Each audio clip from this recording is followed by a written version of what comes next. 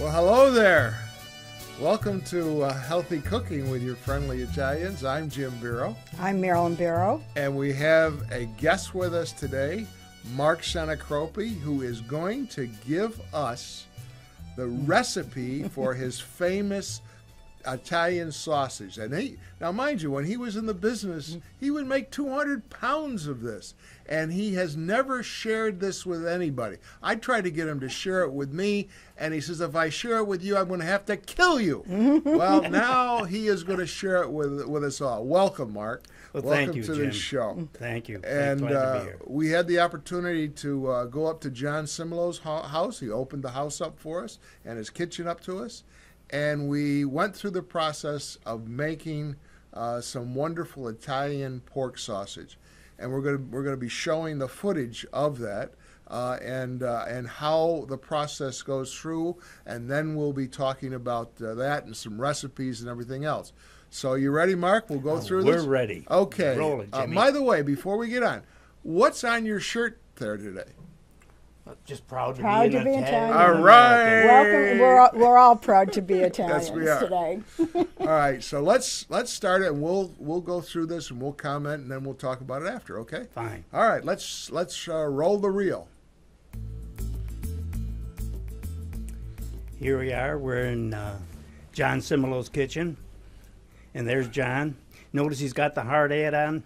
You know, us Italians, we talk with our hands so much, he was afraid I'd hit him in the head with a knife.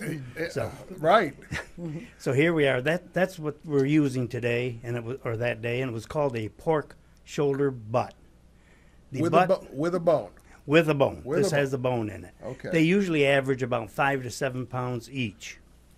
Now we're taking the wrapper off, and we're going to soon be cutting it up. All right, so there is a bone in this that Yes. we're going to be taking out. Okay. Yes, it's called a blade bone. Okay. And we'll be showing that to you here in just a minute. And the blade bone, if you make sauce, Oh, you yes. can take that blade bone and use it in your sauce, right? Yes. Usually take as much meat off as you can, and then you can use that bone to flavor the sauce. Right. You could probably roast the bone too. That would give it a even Now more that's flavor. what we do. If you Yeah. leave a little more meat on on there, it, just roast you're it. going to have about a 2 pound, 2.5 pound Right. roast, which is good for a couple. Well, I think you should roast it at a high temperature, maybe salt and pepper it when you roast it and go from there. Jimmy, we had that blade bone last night with Yeah. sauerkraut. There you go. Oh, there you go. There's another There it is home. right there. There's the bone. There's the blade. There's the bone with the meat on it, which would be big enough for a roast, or like Right. I said, we cooked it with sauerkraut, and it was Okay. delicious. Now we're going to cut up the rest of the meat. Now Now, if you notice right here, we're taking off what is some kind of a gland. I don't know exactly what it's called. It's not going to hurt it if it stays in there, but I've always cut it out. So if you do cut it up, make sure you look for that little gland. No. And this came directly out of the refrigerator, and you recommend that the meat be cold. As cold as possible. Okay. Reason for that is when you're grinding it'll grind so much better. Right. Back in the olden days, we even put ice cubes with it and ground it up. Of course, it also expanded the Right. product a little Right. bit, Got a little more water out of in it. it. but yeah. but it served the purpose anyway. Right. Yeah, but it's still, the flavor was always there, right? Flavor was always there. That's Right. right. Okay. Now there's some chunks that we've cut up, and the chunks are going to depend on the size of your meat grinder. If you have a small grinder, which we are using in John's kitchen, by the way, By the way, there is John Panucci, who is helping us out with the washing of the Yeah. intestine is what Right. it is, or the and casing. that we got from Sodders. And the only reason why John is there is not to help us out, because he knows that at the end of this, we're going to cook up some sausages, and he's going to get some free. And I noticed John there was is always there when you get something free. And I noticed there was bottles of wine around too, so we it had becomes wine. a party. Yeah. Sure, Anything free, John's going to be there. sure. excuse me, Jim, here we come with the spices that we were using. Okay. We're using salt, red pepper, fennel, crushed black pepper. We use some of John's homemade pepper and fennel seed also right there. And you crush the fennel seed? Yeah, it's better advised because the the flavor explodes in those Right. fennel seeds. Okay. Now here we're kind of just measuring by hand, and I'm that particular one. I am placing salt on it. Mark, you've been doing this so long, you have a good feel to be able to do this. I do, Jim. But for you people at home, I'd recommend that you use a guide of 3 ounces of salt to 10 pounds of meat. Okay. And we You can't- have, go ahead, Marilyn. And we have something on the list of ingredients that'll be on the show that gives you an idea too. So you would really like to know that. Yes. Now, as we're sprinkling this on, there's been times when it's been either too hot or it's been too much fennel, too much garlic. So the next time you make it, you can gauge it by yourself. In fact, there's times when I have used exact measurements, and my wife in particular doesn't like it because she can't complain to me that it was either too hot or too salty or too something. But I prefer to make it this way because it does come out different each time. Hopefully, sometimes it's always better.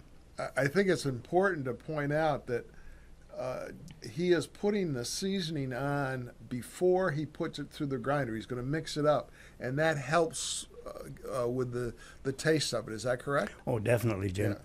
Yeah. And the longer you let it set, the more flavor it's going to go through there. So you could take this now and put it in the refrigerator for a while? Yes. In this particular case, we didn't do that because of the time limit. Right. But I like to, with a batch like that, put it in the refrigerator for about an hour and a half. Even sometimes, if I'm in a hurry, I'll put it in the freezer. Okay. And bring it out. And that way, when you grind it, it'll grind so much better. It'll come out in nice little bits of pieces, and it won't mush down, as we used to call it. There you can see the fennel seeds in that mixture. Right. And when that goes through the grinder, that does crush the fennel seeds. Yes, too. it does. Yes. Now here we are. This is a little grinder that John had, which worked beautifully. You see it as it's coming out through the grinder head there? Now I have to keep warning John, don't force it down through there. Right. Because if you force it down through there, it will not come out in nice little pieces, but it'll come out in, as I said earlier, a mush. And you're using a 1/4 inch opening for this. Is that about right? Yes, it's called a plate. And plate. that plate has holes in it that are about a 1/4 inch. It's about the same thing as a hamburger plate, only the hamburger has a much smaller hole. Right. Okay. I'm feeding it to John, and I'm feeding it very slowly because he has a tendency to want to do things in a big way. John always has the ability to do things in a big way. He doesn't know how to do anything in Anything a small way. quantity, no, Right. that isn't John. So there it is. It's being ground, coming through there. Now, if you wanted to test to see if you had the right seasoning before you went any farther, could you take at this point in time and take some of that and cook it? Oh, I highly recommend that. We always do that. Okay. And you make a little patty, and you can even microwave it, but I don't recommend that. Yeah. But you put it in a little frying pan and make a little patty and try it out. If it's not enough fennel in there, not enough garlic, this is the time to add it. Okay. Because then you can mix it up again. Right. I tell you, people, you're getting it right from the horse's mouth. This has never been exposed. This recipe has never been told to anybody. You are so lucky, and we are getting it right here on Finger Lakes 1. Jim, I have to admit, I have given it to my family. Well, that's good. I Well, reluctantly relented about a year ago and said, hey, this is not going to my grave. So all of my kids, my grandkids, and they all have this recipe. Yeah, and that's, I think, in the Italian families, that's always nice have to pass it those on. down, Yeah. pass those recipes down. And I went to him and I said, look at it. At your age, it's about time you let other people know about this wonderful Italian sausage. So, Well, Jim, you twisted my arm so much it was almost breaking. But I'm very happy to be here and share this with you. yeah, well, it's good to present good food, the Italian heritage, and to enjoy, and that's what we're trying to do here. Here we are. We're trying to mix it again. We're getting it ready to either patty or put it in those casings. All right, so we're going to do both here, aren't we? Yes, We're we gonna do are. Okay. Yep. And the casings that are being used, I think John Simolo went over to solders. Well, here we are, Jim. Excuse Yeah. me. We're frying some just to try it out, see how it is. Yes. And you're right. And the casings we did get from solders. Right. And Now, how do they come? Do they come in? Are they dry or? they come vacuum packed, Okay. salted in a vacuum pack. Okay. In the olden days, they used to come packed in salt and they called them hands. Okay. And they were I'd say they're about 4 or 5 pounds, which were enough to make 200 pounds of sausage. All right. So the patties, as we're cooking these, they have a nice Jim, crispiness. excuse me. We have our little helper, our dog. Anything that dropped on the floor, he was right there. Here we are. Or Panucci. Here we are. We're going to show you that this is one way to do it. You patty it, and then put a layer of these patty papers on top. And you could freeze these? Yes, you can. Now, if you're freezing them, I would recommend you putting a patty and then a paper and another paper and then a patty. Okay. That way, when you take them out of the freezer, they come apart real easy. easily. Yeah. And these I didn't do that here Yeah. because we were just showing you, and we were going to fry some of those after. And these are good in the freezer for what? How long? 6 months? 6 months. Anything salted, any salted product in the freezer, about 6 months is the shelf life. Okay, now we're ready to make some sausage links, right? Right. This is actually a machine I have never seen before. John got it for Christmas from his kids, and this is it. Okay. So Right now, what he's doing, he's pushing. I'm asking him to push some meat through there, so that we'll be able to put the casing on a heck of a lot easier. Okay. And what John Panucci was doing was important, running water down through. He blew through it first, opened it up, and then poured water down through it to take a lot of salt out of it. Here we are. We're stripping it on the funnel. And you're putting a lubricant of water on that too. Oh yes, you put a lubricant on the water, and if you didn't put the meat through there first, out would come air, and you'd have a big air bubble first. Now you're going to get just meat coming out of it. And you tied off the end of the casing. Right. Okay. With just a little granny knot. Okay, now Here we go. Look at that come out of there. Hey, this guy knows what he's doing. Look how he's got a feel for it. He's after 200 pounds for a long time every week.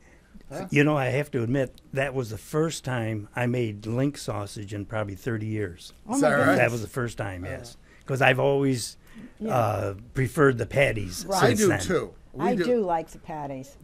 I like, first of all, the crispiness of the outside with a patty, and also it gets rid of some of the fat. Yeah, it sure does. Right? Right. All right. So Now we're tying it down. He does it so easily. Look at that. Nice. Now, I learned this from my father. The one thing he tried to teach me was how to make it into the links. I never learned how to do that, basically because I really didn't want to. Because we used to make it on Friday nights, and that was basketball games at Minders Academy. Yeah. And my job was to make the sausage. As soon as it was done, I can go to the ball game. Right. Well, if I had to make those links, it delayed it a little bit. So I really never learned how to make these links. But John Simolo is doing it, and he's doing a fine job. And you can see that he's twisting the sausage one way on one link, Right. and then the other way opposite on the other link. Right. Otherwise, if you're doing it the same way, you're loosening up the one you just did. Right. He was doing pretty good with that. You know, he is. He could probably give him a little sausage for it, his efforts. Jim, did you know that during the winter down at John's house, he has a real big grinder, commercial type grinder? Oh. And during the winter, he has, I'm down in Florida, but he has all my children, Your relatives. Yes. my relatives, and they will make anywhere from 200 to 300. Here we go. There it shows you Right. in the links right there. I was invited to that You were? In Yes. February, yeah. I didn't know that. Yeah, and I stayed for a while, but it's more than just making sausage. I mean, they It's make a eating real and party. drinking all day and all evening. Wasn't that what it's all about? That's what Right. it's all about. So there they are. They're done, ready to be used. Right. So there it is, and I thank you very much for sharing that with us. And now all of our viewers know how to make some sausage. And don't be afraid to try it. Yeah, I mean, everybody should try their own way of doing it, and you can give them some other ideas. I mean, you can use sausage in making sauce or whatever. You must have. You said you whatever you do with it. I'm sure you have other things you use sausage. The sausage with, of course, Yeah. with sauce, Yeah, with potatoes. Yeah. You know, roasted them in an oven. it's nice that you mentioned that because I've got some recipes for you. Well, that's just right. First of all, I wanted to tell about. I've been having it in the morning for breakfast, the sausage patty, and you told me about taking a piece of bread or toast, putting some hot pepper jelly on it, putting a piece of that sausage on the top, and I did that this morning. Oh, Yeah, you that's what he had for breakfast. good. Yes. And how did it come out, Jim? It came out wonderful. You should try that. The other thing I like is I'll take a piece of bread and get some roast peppers. Put some little roast peppers and a sausage on there, and A that sausage works. patty with that. Yes. Yeah, that turns out well. Or I like to take sausage with some peppers and lots of garlic, 8 or 9 cloves of garlic, and smash them. You don't have whack them. I guess is the Right. best. Whacking is a good term. And a pound of sliced mushrooms, 3 onions, and some vinegar, pepper. You know, little cherry peppers vinegar? that are vinegar. Is that Yeah. Yeah. Put some of that on it. Cut up some yellow, fresh yellow peppers. Put that all in there on top of the stove. Stick it in the oven for about 25 minutes at 400 degrees. Bring it out.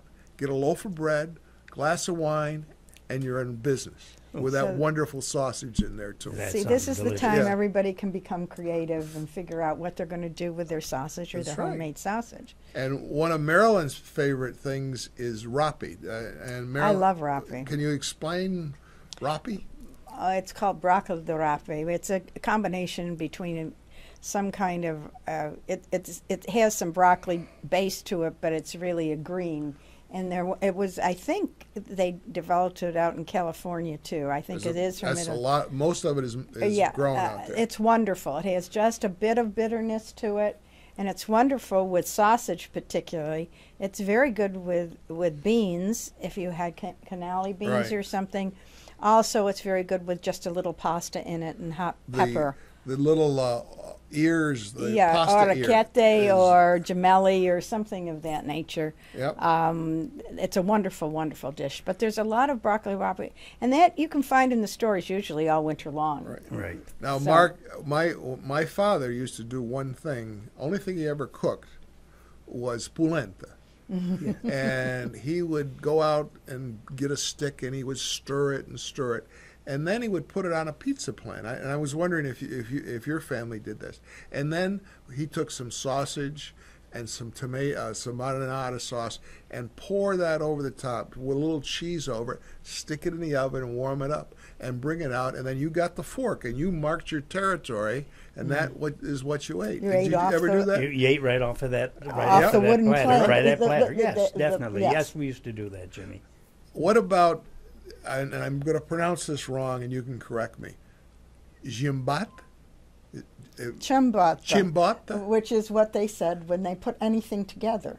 It was a matter of putting eggs in it. If they had whatever they had, if they had peppers or onions or whatever was available, whatever meat was available, and then they would put egg over it, and then they called it ciabatta, And or at That's least a in my word- family. That's a word I haven't heard in many Well, years, that's- but I think that's exactly what it is. Yes. Yeah. It's what you have left over, you What throw you- it together. And yeah, then you whip up the eggs and you put the eggs in it, and there it is. There it You is. can put olives and fennel and potatoes Whatever. and cheese and Whatever. eggs, and it's all done. It's the kitchen sink, right? Yes. And I think maybe that's what it means. don't I know. have no idea. I mean, that could be dialect from wherever my family was from. Somebody else could call it something else. So go ahead, Mark. With the link sausage, probably that's what's available in most of the stores now. Yes. What we do, if we do buy the link sausage, we cut it in half Right. and butterfly it. Yes, And it's then put it back on the pan, Great and then idea. you're going to get the same idea as a patty. Right, Absolutely. And you then can it even gets- take the skin off at that time. Yeah, if but you really, if you just open it up like that, That it'll again get gets crisp. rid of some of the And the it gets grease rid of on some it. of that Right. grease. That's right. That's right. So now, some of you might want to do this at home, but you don't have the equipment to do so. Oh, how am I going to make this? So you could go to the store and ask the butcher, go get a pork butt and say, grind it for me, and a coarse grind, and then you have it at home, and then you can go ahead and make your patties with it. Or you're going to make your patty because you're not going to have anything to make the sausage. Or another way you could do it is get a deboned pork butt, a small one, and chop it up into Coarse. cubes. Coarse. It's not going to be ground, but it's to be coarse. And then put your seasoning in it and make it into patties. You can use it that way. Either way. That's and you can make your own that way. And you really got to try this, people. This is excellent. It's And fun. you're going to love it. And on a cold winter day with a glass of wine, it'd be great. That's right. Just Always a good glass activity of for the wine. family, right? Marcus has been great that we've had this opportunity to go through this thing. I want to tell one story. Marilyn and I went to Canada to visit our relatives who came from Italy, and they wanted to come to the United States, but they couldn't get in. And we found if we put them up in Canada for 2 years, then they could come over to the United States. Well, they stayed up there 2 years, and said, "Okay, you can come." And they said, "We don't want to come. We're happy in Canada. That's where they live." They put them in St. Catharines. St. Catharines had a wonderful Italian community. They had something called a Roma Club that really helped them get through their transition of coming from Italy. And they just loved it. Well, there's 70,000 Italians in St. Catherine, Right. So it's a large amount. So we sit down for lunch with them when we're up there for 5 hours. A 5-hour lunch, okay? There's two of them, two families cooking. Yeah, and I just want to tell you what we ate. These wonderful, wonderful people that And I it's love all dearly. home cooked. And they all have separate kitchens in the basement, Oh. Yeah. The beautiful kitchen is up in the house, but there's the kitchen downstairs too. But didn't everybody have one of those in the olden days? Yeah, I grew up with one, yes. If you don't have a kitchen in the basement, you Not don't have a not house. in my house particularly, but I did grow up with one. Okay. But this is what we had for our 5-hour lunch. First of all, homemade pasta, of course. With a wonderful Roasted sauce. peppers. Zucchini stuffed with cheese and rolled up. Fried. Ensalada, salad. Fried potatoes. Asparagus. Veal scallopini. Stuffed pork with gravy. Fruit. Wine. Espresso with sambuco. Green beans. And 3 different kinds of pies and cakes.